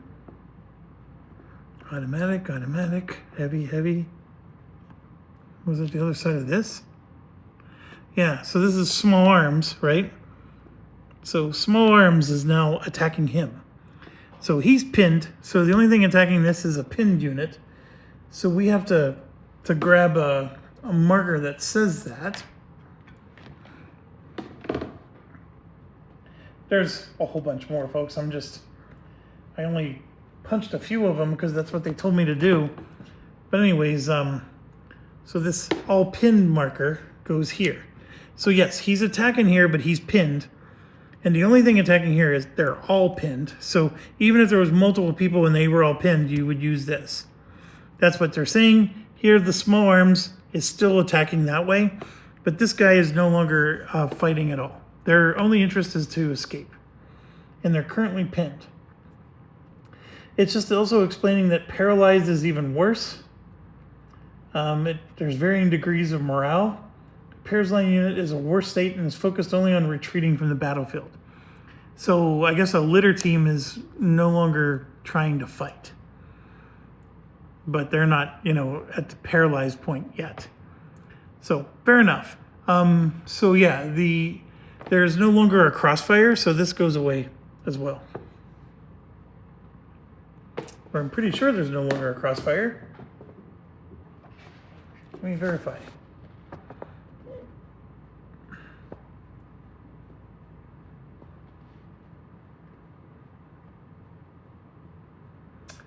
So we did the litter squad correctly.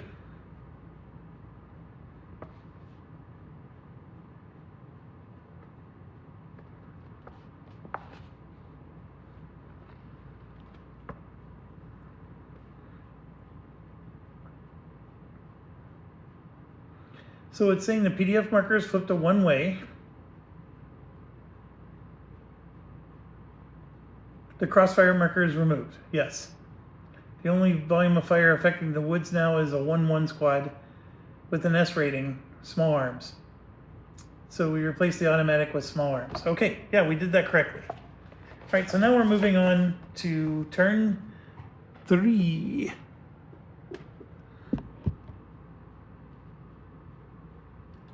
Okay, so the first thing that it says happens, we activate the HQ. The HQ drew 2 commands. Now remember, we saved 2, so that means we go up to 4 for this particular round. Okay, so that's step 1. And then what it's saying to do is that we're going to spend all 4 commands this time. The first one is we're going to order the AT Bazooka team to move straight forward to support the 1-1 squad. So that's this down here. So the Bazooka team is going to move forward to here. It is exposed. The 1-1 squad's not, but it is. Okay, and then they're going to move themselves back to the staging area. So they're going back to here. And I don't think you're exposed when you're in the staging area.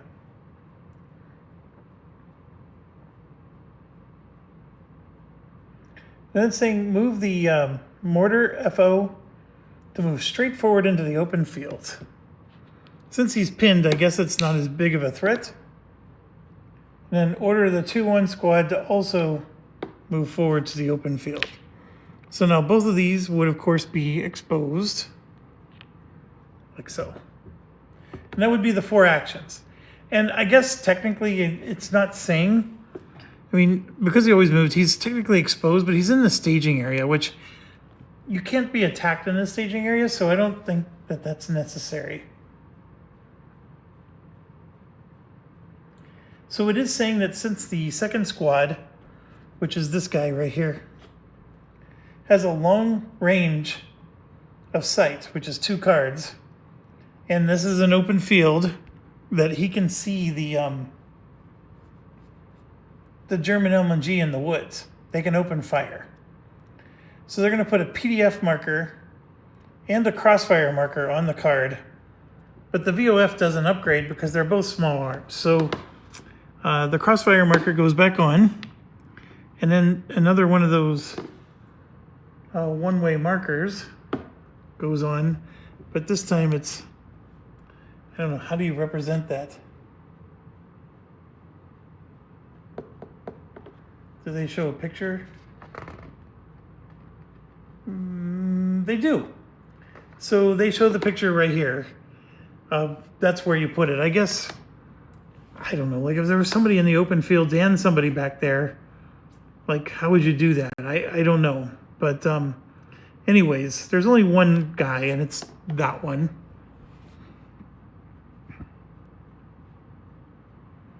So the command marker is flipped. Yeah, because he's done. He took all 4 actions. So basically he's done. So now we're at the initiative section. And we're going to draw card 17. And so we get this 2, which gives us 1 command. So it says we're hoping for a command here so that the mortar forward observer can attempt to dislodge the LMG with a mortar barrage. So we do get 1 command. We use that command to have the mortar forward observer make an attempt to call for fire. So we draw 2 cards from the action deck. There's no base number of cards to draw for a call for fire. The number of cards drawn is indicated on the mission instructions for each campaign. We're looking for a burst icon that would indicate success.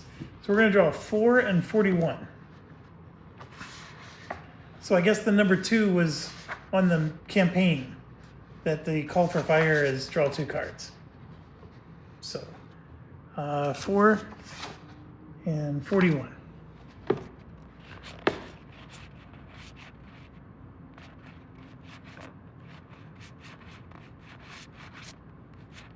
Sometimes I have a really hard time reading these. And of course, none of it's happening. There's number 1. There's 41. I don't see any burst on that one. Let's hope 4 has one.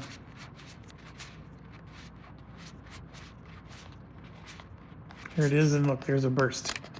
All right, so I think that's what we're looking for, is that little burst icon. So let's see what it says. Number 4 has a burst symbol, so our attempt was successful. Well done, team. That seems really random.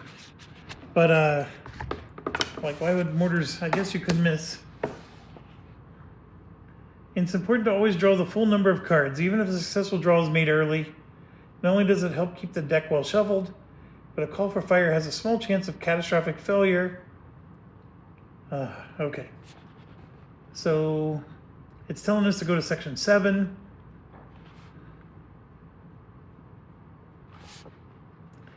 So we take a -3 pending fire mission marker and place it in the woods. So that's what this thing is. So this is the mortar side. So it says -3 pending fire. And what they're saying is we put it up here. There's so many tokens on that one little card.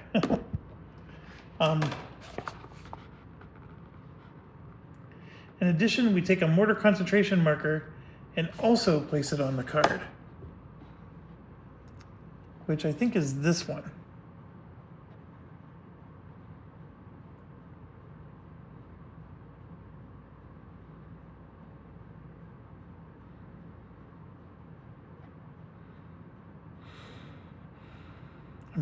Nope, that's not it. It's this one. The one that actually says mortar concentration, 303. So we put that up there as well.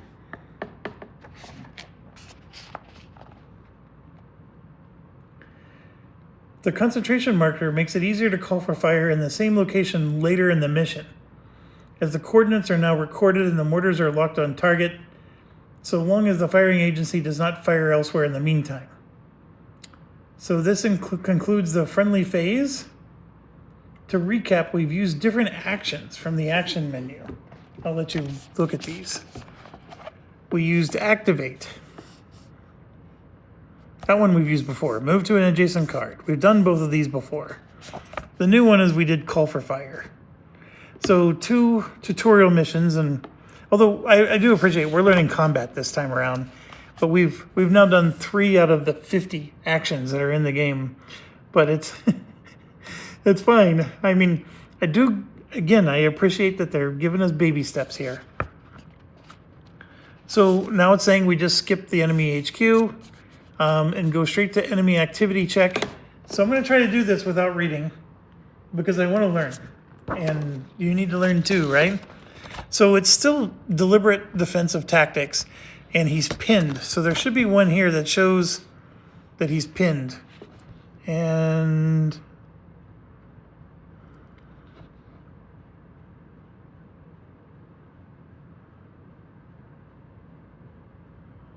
I mean, this is definitely true.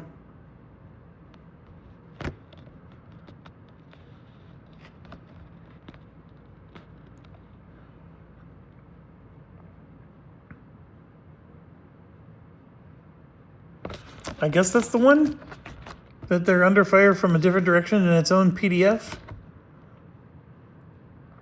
I would have thought that the pinned one would have been for sure on here.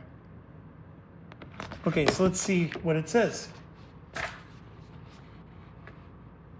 It says it's currently pinned. Picking up our enemy activity check, we turn it over to the back to locate the enemy LAT pinned activity check hierarchy. Oh, it's no longer defensive. It's now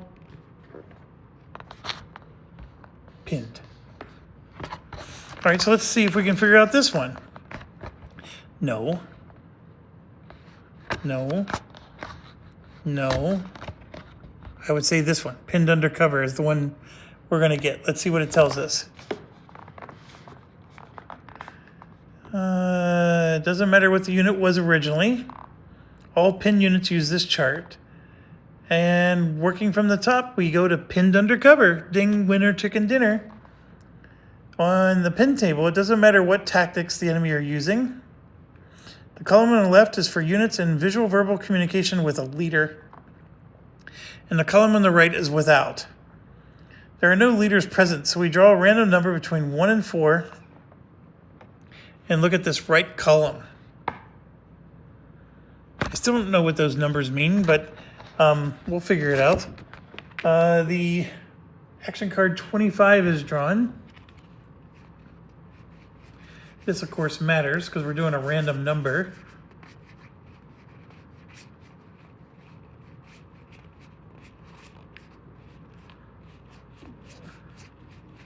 You would think I would have gotten smarter and sorted these by now, but I haven't. There we go, 25. So we're just using a random number thing. So we're doing a 4, so that means the 2 is the number, if I understood that correctly. So, yep, it's a 2. And if we look at our action here, pinned under cover, oh, I see. If you get a 1 to a 2 out of 4, it's no action. That's the random number generator. I thought it was you counted the number of things and it was equal. Okay, I am such a goober. So if we would have rolled a 3, it would have been this. If we rolled a 4, it's that. So there's a 50% chance that you do this. I am totally on board. It makes sense. I would have pulled my hair for 30 minutes on that one. Okay, so they do not cease firing. No action simply means no orders for the LMG this turn. They will continue firing to opposing units. Moving on, we double check to see if the litter team isn't going to do something in the mutual capture and retreat phase. Litter teams will help casualties retreat if there are any around. There are not. And may be captured if on a card with an enemy, which is not the case. So we go on to the next phase. So they're just giving you a reminder that they could do something on the mutual capture and retreat phase if there was casualties or an enemy on their card, which neither is true. So now we go to the mutual combat phase, and the first thing we do now is the fire mission update segment. So in this segment, all active fire missions are removed, and all pending fire missions become activated. We have a pending fire mission on the wood, so we flip the counter over to its activate side.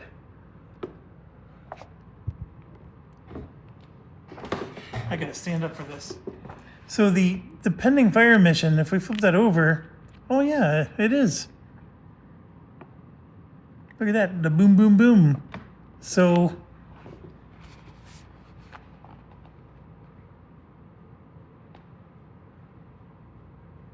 in addition to causing a lot of damage, incoming mortar and artillery blocks line of sight.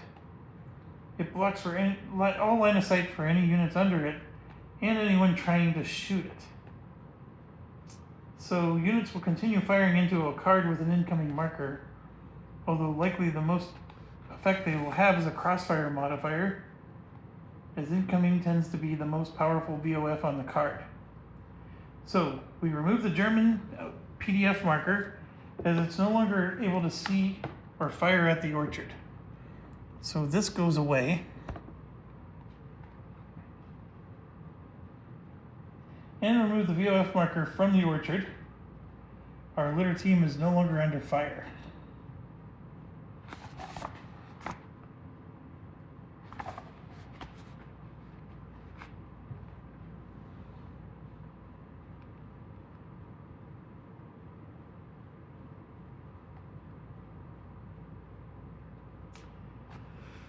I don't understand. It's saying to remove 2 markers, but I only removed 1.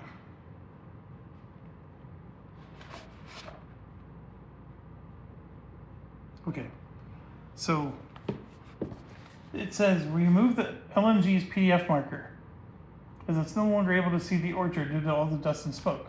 So that's this. Then it says remove the VOF. I'm sorry, I'm so sorry. The VOF goes away, not the PDF. Okay, so next, we check every card for pin units, which are no longer under a VOF. These units automatically become unpinned. And they will exert a POF upgrade from the Pinfire to their basic VOF. In this case, our litter team recovers, so it's no longer pinned. But they don't have a VOF rating because they've been reduced and they no longer wish to fight. But the German LG is still under fire, so it doesn't recover from being pinned. Okay, fair enough. So now, all right, I need to read this next part. I'm going to pause you. Okay, so we're going to be calculating the NCM for just one thing because this guy is pinned, so he's not shooting at anybody. So the good news is if you put all your markers on properly, it's just, you add everything up. So first things first, this is just indicating that if we fire again, we have a better chance of hitting because we're locked in. This gives them an MCM of a +2. This is a -3. That -1 has a burst symbol, which means that because it's in the woods, the mortar actually causes more shrapnel because it's bursting in the woods. So that actually gives them a -4 between the two. And then, so we got a -4 on one side, a +2 on the other.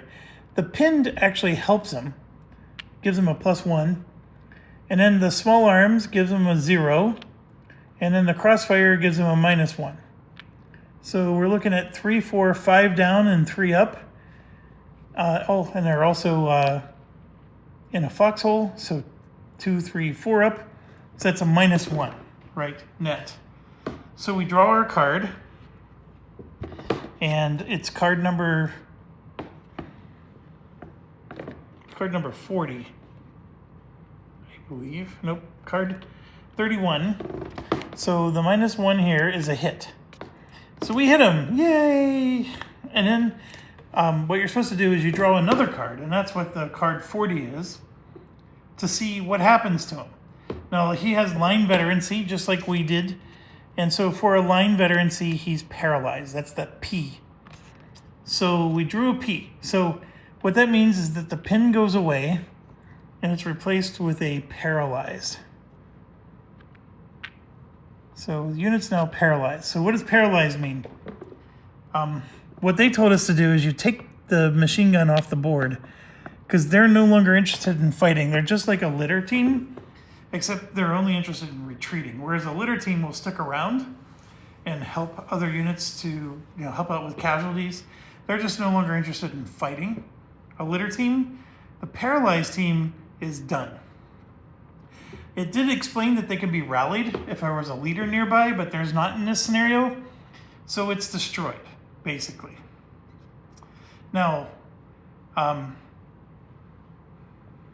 during the cleanup phase, we remove all the exposed markers, which are these guys, right? So there's no exposed markers. But it's also explaining that even though the unit is destroyed, we don't know it's destroyed because the units are still fighting and they know that there's still something there. And that paralyzed unit hasn't retreated. They're still there. They're just, no longer able to fight and they're trying to escape. And then it also added, so none of the PDF markers go away.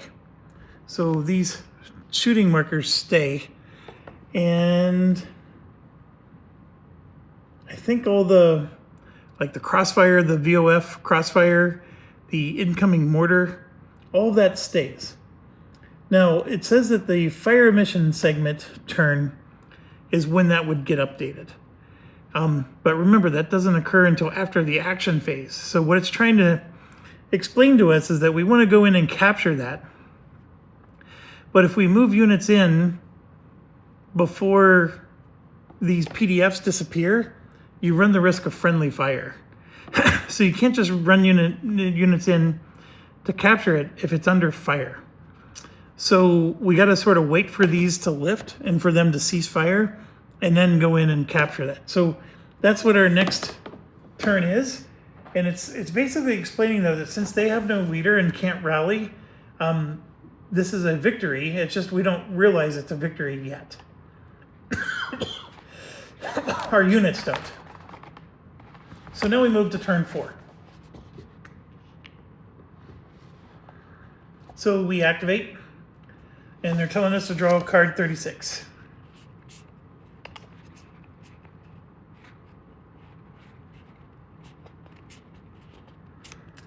And of course I still don't have them.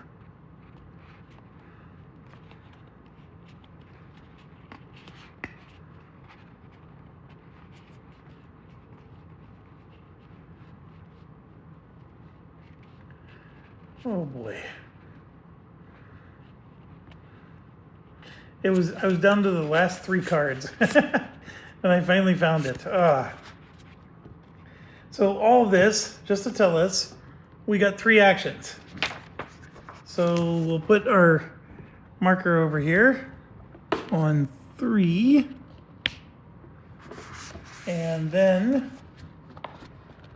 it says we're going to use 2 of the commands. So it's going to move itself forward, which makes sense. We're going to move forward and then get a exposed. And then order 2-1 to move to the front left to join the litter team. So 2-1 here is going to move here. And that also exposes them. Don't forget to do that.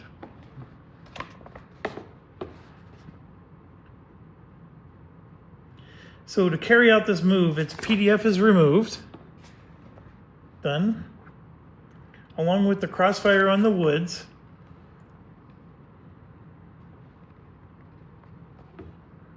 So this crossfire would get updated because he's no longer shooting. But my confusion is if they're moving here, the PDF just moves to there. Maybe they're going to tell us that next. Yeah, it then immediately opens fire again from its new card, where the paralyzed team remains are in line of sight. So new PDF marker appears here, and then the crossfire goes right back on.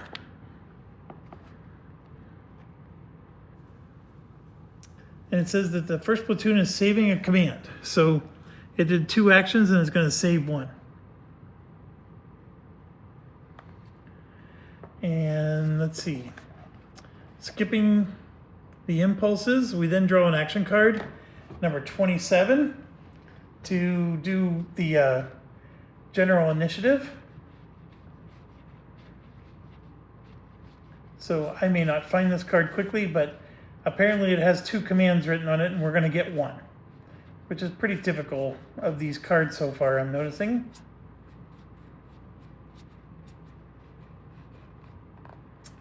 I have no idea where this 27 card is. I just went through the whole deck.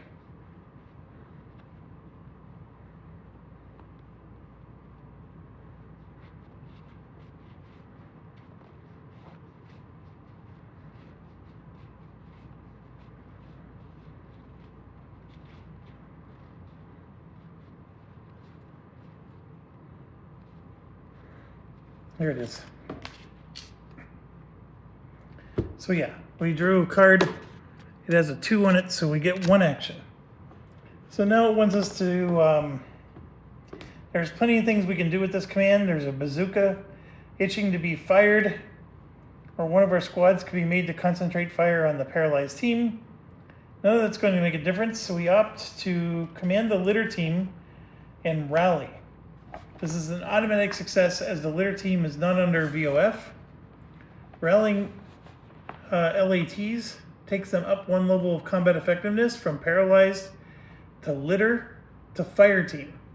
So litter team is replaced with a fire team. So we take this, which is paralyzed on the other side. And then we have this fire team here. And I guess the other side's an assault team. So anyways, it's now a fire team, which is a small arm dude. So we did that.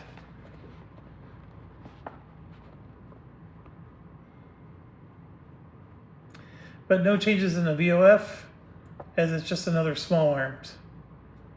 We use a new action from the action menu, where we converted a litter team.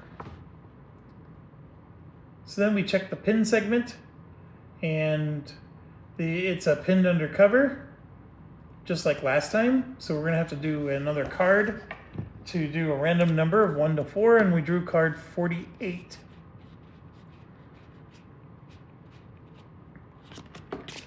All right, so just real quick, I'm gonna bring the camera back a little bit. So we're pinned, or they're pinned, and so they're pinned but undercover. That's the first one that applies. So we just drew number 48 here. So again, I'm not looking at the instructions. So if we're drawing a random number 4 here, it's a 4. So you look at the 4 and then you see a 4. So so if it's pinned under cover, the 4 is fall back, whatever that's gonna mean. So we're gonna find out. So the paralyzed team has decided it's had enough, and it manages to get away. The enemy unit moves backwards towards the top of the map, finding no more cards there. It's removed from play, and the rest of the turn ends uneventfully. So yeah, it's gonna retreat this way. Like if there was another card up here, it would stay on the map, but because it's off map, it escapes.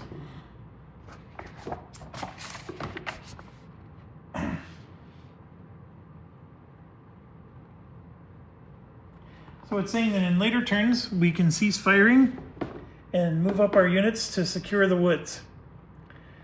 And it's not explaining what those later turns are. So I'm assuming somewhere in the fire turn, not Fire Nation, but the fire turn. So in the fire mission, see, we remove markers,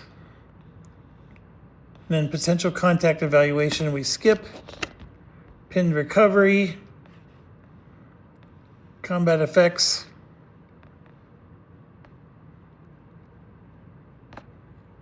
yeah, I don't know where in here it says that the VOF stops or they cease fire. Actually, I don't appreciate that they told us that don't worry, that's going to happen next, and then we didn't get to do it. Because, like, I don't know what is the... I mean, I know that he escaped, but they keep reminding us that we don't know that he escaped because it's, vision and fog of war and all that other stuff. So, anyways, so I'm just going to let you read a lot of this. So it says no CO memorizes all the techniques. Experiment with moving around the map. So it's suggesting doing this again and trying some different actions. So one is concentrate fire. It can be given to any unit with a basic VOF. 2 cards are drawn and at least one has crosshairs.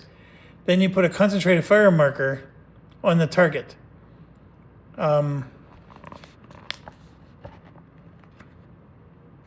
It gives a -1 bonus to the NCM. Another one is a grenade attack.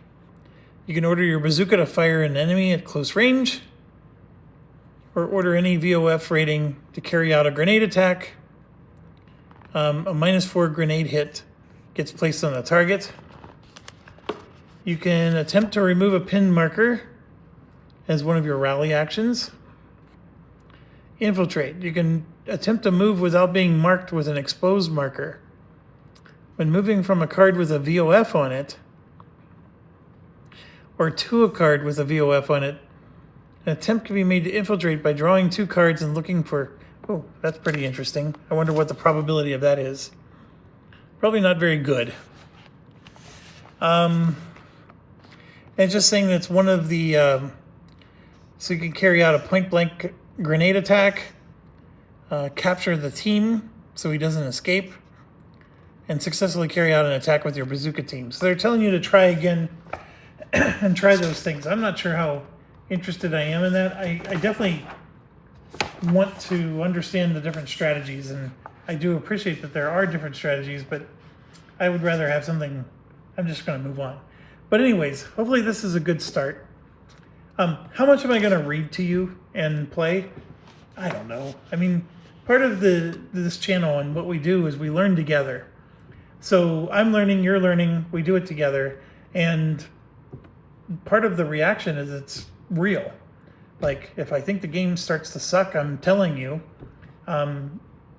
Otherwise, we're doing great. I am interested in what a real game looks like.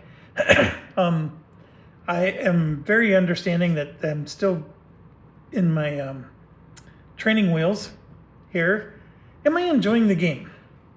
Well, it's definitely more interesting when something's firing at you. Not in real life, but in a game it is. Do I feel like I'm a leader leading my platoon? Yeah, actually I do. The one thing that's weird about this is and I know Skies of the Reich did the same thing, and I didn't hate it, but it is so random. Like, I'm going to draw 2 cards and just look for certain symbols, and it can be so swingy.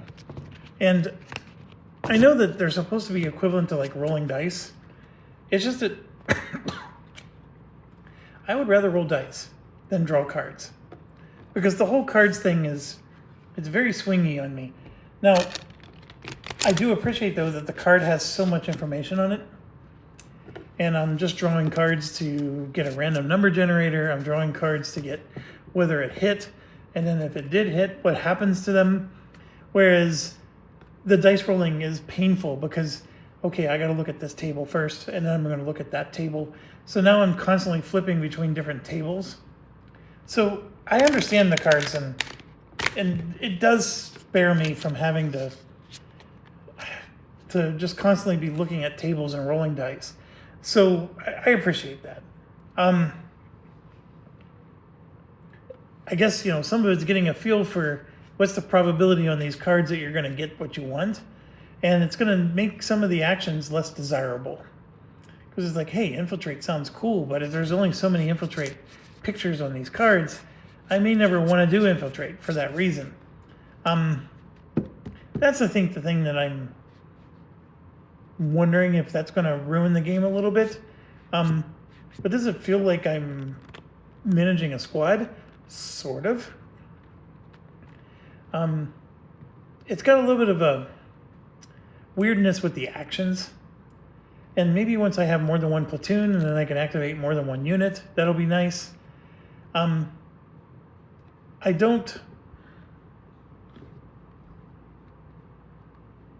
understand why you want to do the V attack, where you're getting some crossfire going.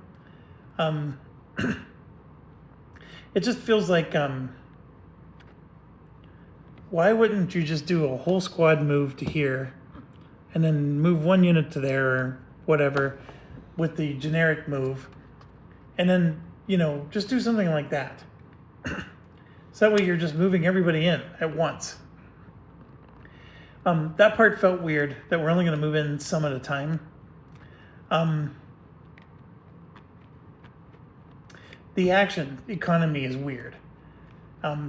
We actually have turns where units don't move at all or don't do anything at all. And I just find it hard to believe that in combat that actually happens. And I don't want to say, because maybe somebody who has been in combat is going to correct me and say, well, it does happen. They're indecisive because they don't have commands from their officer. And so they're indecisive because they're trying to figure out what to do. So during that impulse, they do nothing because they're basically just gathering, or they're not like wasting time. They're not smoking cigarettes. I'm not trying to suggest that, but they're trying to figure out what should they do next and how can they best help. And that's just taking them time to sort out. Equivalent to like when you see Saving Private Ryan and it took an officer to get up to them and say, get off this beach, Up until then, they were all just, technically they were pinned, I guess, but they were just staying on the beach. So I get it.